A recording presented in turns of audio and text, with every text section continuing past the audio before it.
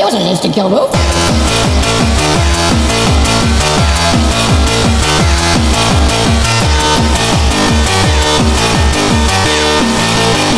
I'm not gonna put you into a mess.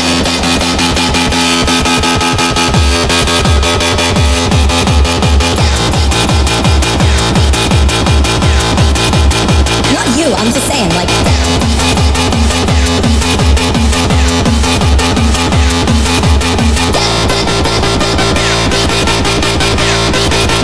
You still got, like, this part of your finger left.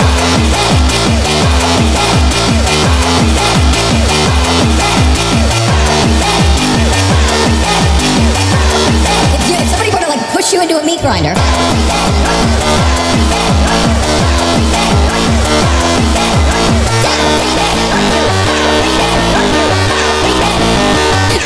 Put you into a meat grinder.